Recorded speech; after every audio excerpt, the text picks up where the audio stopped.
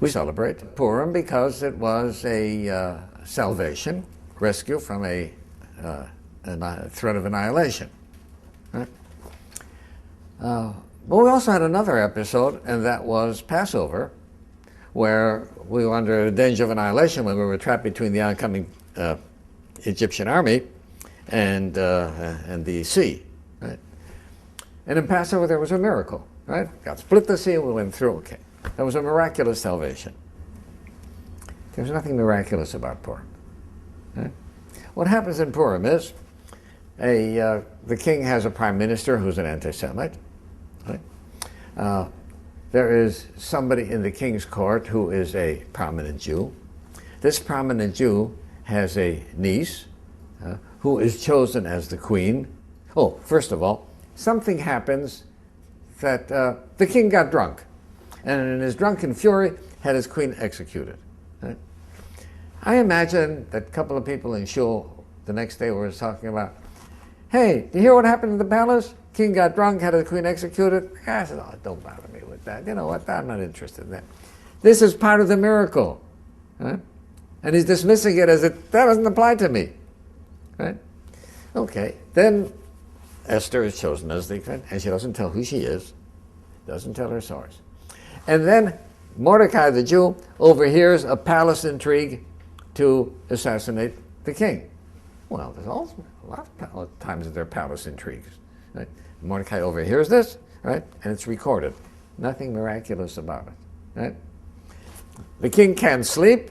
Right? They read him the Chronicles, and he realizes he never rewarded Mordecai for it. Right? Nothing happened there that was miracle. It was not the Red Sea being split. Right?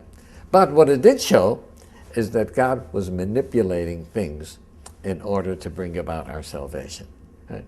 And the beauty of Purim is it's the handiwork of God in nature, not in miracles. Right? And I think that points out something that people don't often think about, and that is the natural miracles that occur before our eyes every day. I have a doctor friend who's a world authority on infertility. He's not a particularly observant person, a Jewish person, but he's not observant. And he said to me, I was looking at the microscope, looking through the microscope at a fertilized ovum, a single cell. And I realized that from here on in, all that cell is going to get is carbon, hydrogen, nitrogen, and oxygen.